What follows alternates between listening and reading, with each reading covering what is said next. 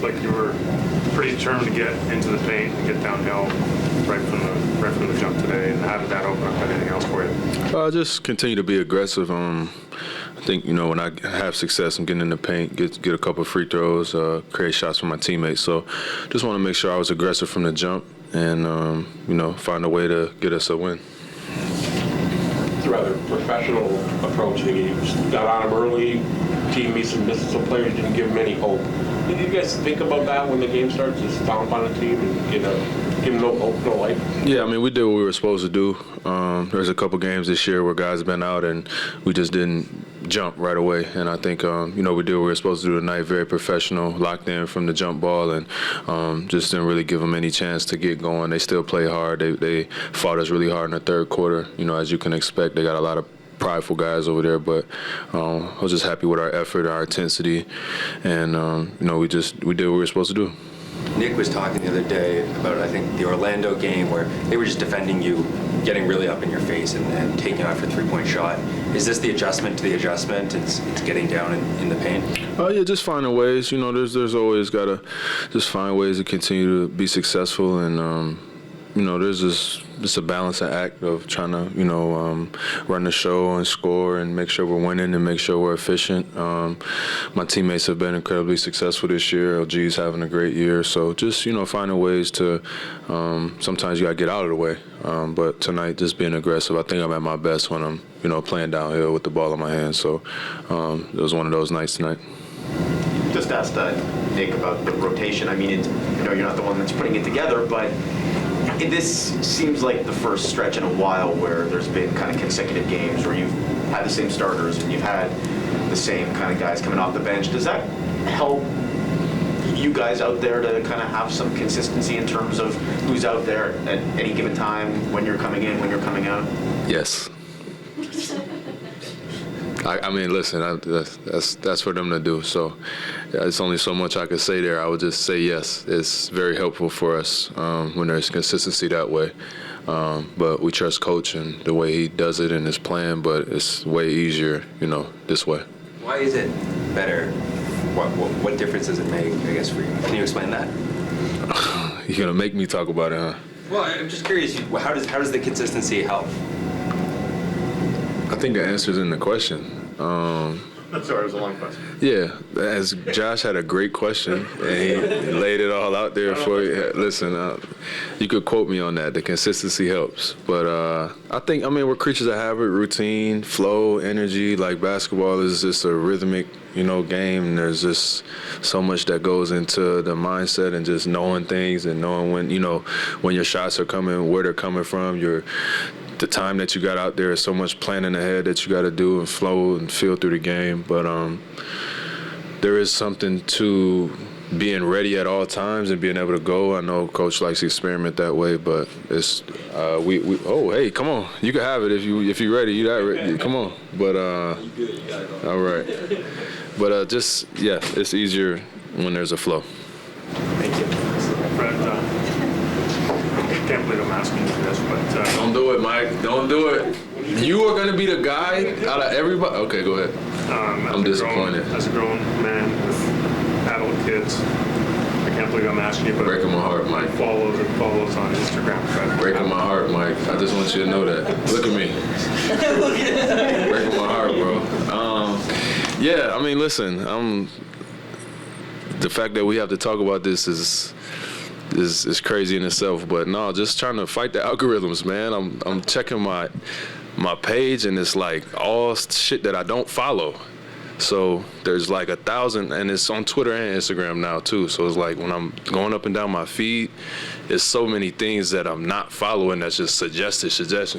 So stupid me, let's unfollow everybody and see if it helped. It didn't help. Somebody caught wind of that and said, "Oh, I unfollowed all my teammates."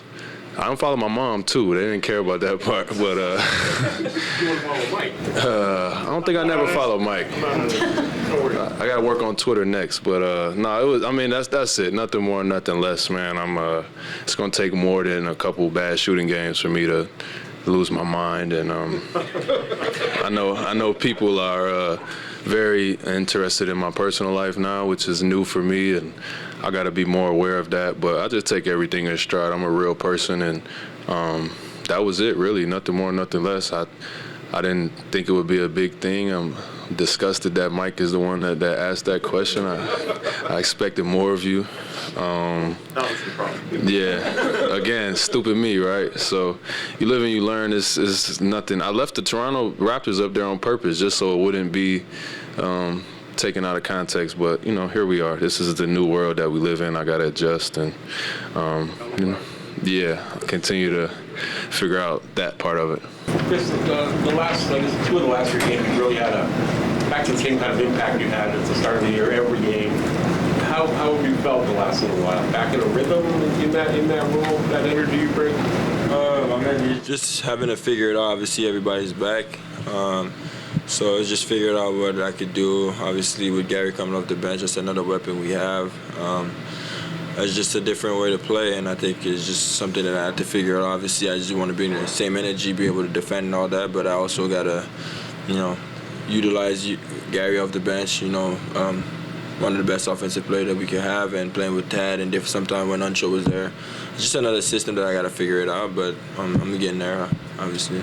A couple of possessions against their zone in the second quarter where you got to the nail and get a couple turnarounds. Is that an evolving part of your game, getting to that spot and making the shot or the pass? Yeah, obviously, we've been playing against a lot of zone, and it took me a minute to figure it out. The open spots and all that. Usually, the zone, the middle is the open spot, and I've been working a lot on my mid-range and all that, just trying to make sure that I could hit that shot if it's given. And today went in, and obviously, they found me in the middle, so that's something that we're definitely working on since every team is playing us zones a lot.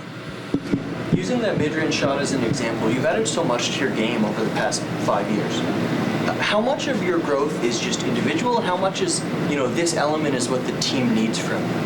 I think now it's more, what the game is giving me. Obviously, people are seeing a lot of games of me offensive rebounds and shooting corner threes and whatever, so now they're adjusting. A lot of people are running me off the line and all that, and usually I don't have the clear lane because they're, packing the paint, so that's some stuff that I'm trying to work on. Utilize the mid-range so I don't have to go get in charge and all that, and whenever they don't, I can still offensive rebound and all that, so it's just making a mixture because obviously the game is evolving and people are doing different stuff against me, and it's just a read that I have to make now. And when you were, at Christian's point in his career, you did similar things, getting like 4, 5, 8 blocks a game, and then not so many defensive rebounds, kind of like him now. Have you talked to him about the balance between rebounding and shot blocking?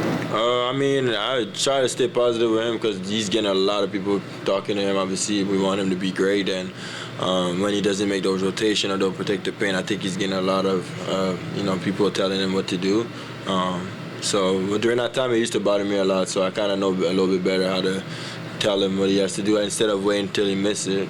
When he does it, just go ahead and say, good job, do it again, and those are a lot better. But I think he's, like I said, he's learning. We're throwing a lot of stuff at him. He's playing a lot of good bigs. So that's good. That's good experience for him. He's gonna get better, like you said, games like that where you can get 4 or 5 blocks.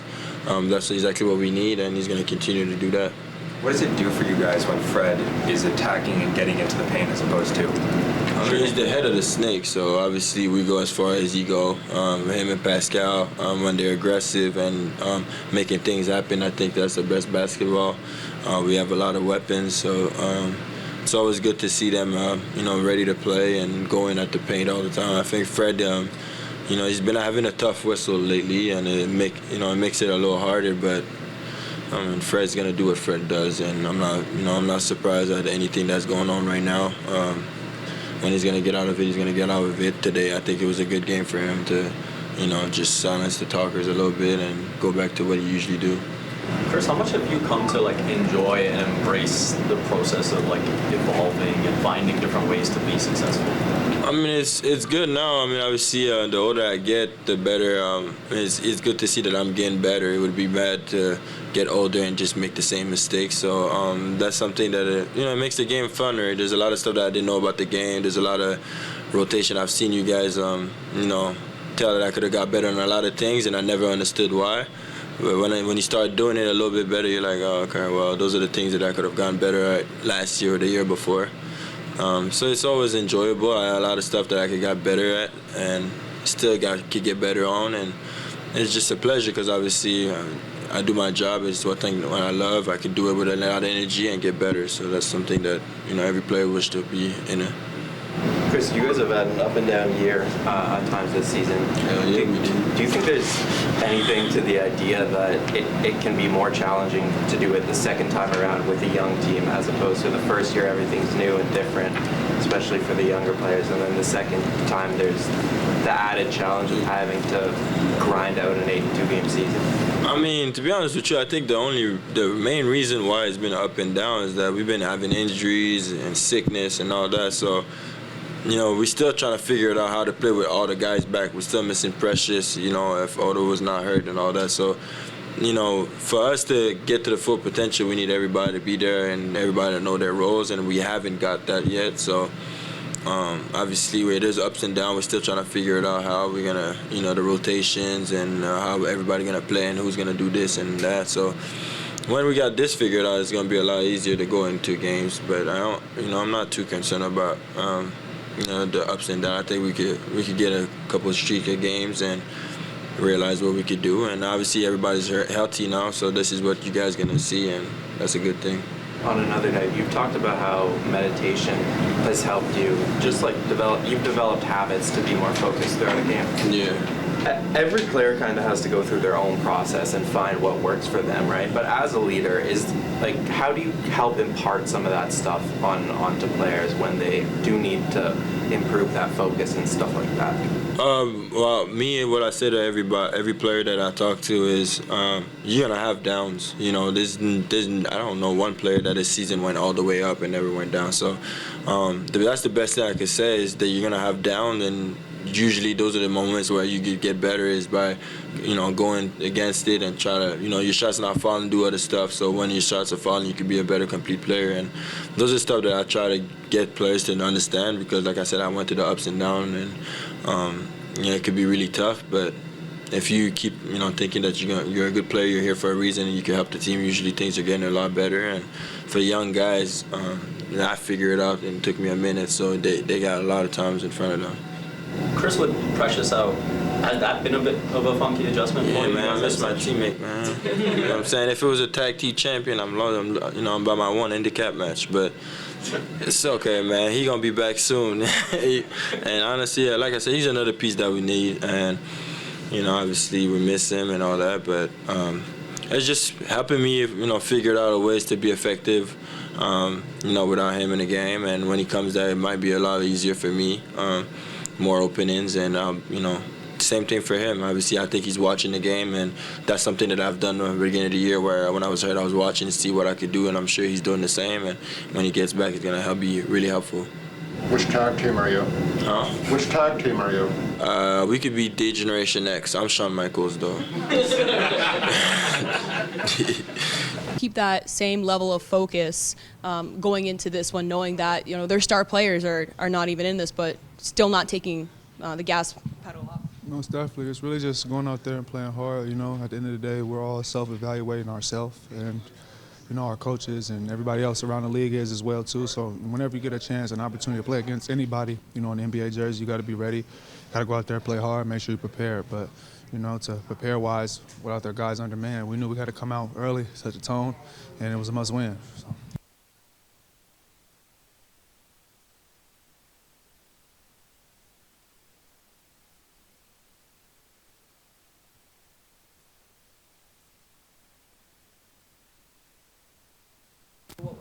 Everything, defense, play hard, stay together, be in gaps, gang rebound, has won everybody together.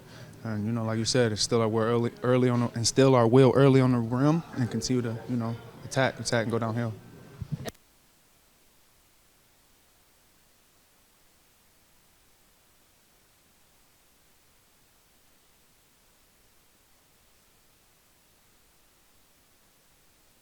Really just, try to get in and find wherever you can.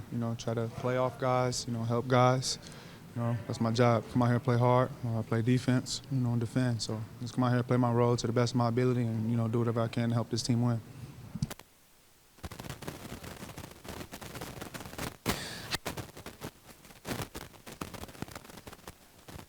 The same on paper credibility as other teams that you guys faced earlier this season. How important are these wins? Every win is important. It's not easy to win in the NBA. Every chance you got opportunity, every possession to close out, you got to. So just go out there and chip away and leave with a win. That's most importantly, that's every team's focus. That's every team's goal, no matter what's going on during the game. If we leave with a win, we'll live with it. I had a really great start, 11-0 run right off the bat led by Fred. Obviously, the past couple of games, the starts have not been as strong. What was the difference in starting this time? We just made an emphasis of coming out strong, getting stops, running out, playing fast, and getting good shots. And then, obviously Fred, some have been saying that he's been in a slump. But he started off the game. He really set the tone in this one. How great was it to kind of see him put an emphasis on this one? Oh no, it was great for him to come out aggressive and hit the shots that he always hits. Yeah. Mm-hmm. And when he does that, how much does that set the tone for the rest of the team? Oh, we all see it. We all follow suit. We all be aggressive, step into our shots, shoot with confidence. And then how do you maintain the level of focus going into games where you just heard a couple hours before the game that AD and LeBron are out, your two biggest stars, but you still there's always the possibility of playing down to a level. So how do you kind of maintain that energy? Oh, just because we know that they have great players on our team. Everyone in the NBA is a good player, so just to not get caught up on names and just play hard no matter who's playing. And then finally, you guys are playing some teams that, on paper, kind of to what you just said, you got to respect every single team. This next stretch, you're playing Orlando twice, and then you got Sacramento. When you look ahead to those teams, kind of how crucial are just getting those wins? Oh, they're very crucial. Those are all talented teams. So we just come out, play hard, and execute. Somewhat of a professional start to that game. You had a team that was down, and you didn't let them get in the game. That must have pleased you a little bit. Yeah, we did had to adjust the game plan kind of late in the day and in the afternoon, but they did a good job of I thought, stopping a lot of their transition and protected the paint pretty good. And I thought we shared the ball really well. Assist numbers are 25, but there's a lot of open shots that were on the table there. Probably could have wrote those numbers up a little bit. So, all in all, it was okay. Had a great. I think we're on a 15 out of 16 stops to end the half with that group that stayed in there. So that was excellent by them. Again, another Boucher we talked about the other night. You've come to expect him to be great every night, but he's had two games out of three really good. What do you think about tonight? Yeah, he was good. No, and it's important for us. I think when, especially the kind of night like tonight, when some of those main guys aren't hitting them, and he'll hit a stick in a three here and there, and he's all over the glass and making really a lot of attempts at the offensive rebound. I mean, sometimes doesn't get them, but they're hard rebounds for them. Every now and then he'll knock them free, and somebody else can grab them or whatever. But just his energy and stuff was super good tonight, and made some good buckets. A couple of those were pretty solid moves, driving from the corner and getting to the middle of the lane, and some of those stuff that are not that easy on the difficulty scale. They're up there a little bit, and he stuck them in, so that was good. We could use that for sure. Fred still didn't have that great three-point shooting game, but did it feel more like that Fred type of night that you expect from him overall? Yeah, I mean, listen, I think he certainly come out aggressive. I thought he got to the basket a lot tonight, way more than he's been doing, all the way in there, and got his share of layups in there. And I just thought he played with some, really good leadership and defense. He was really tough again and all that stuff. So I thought he had a really solid game. I'm gonna take that one for sure from him.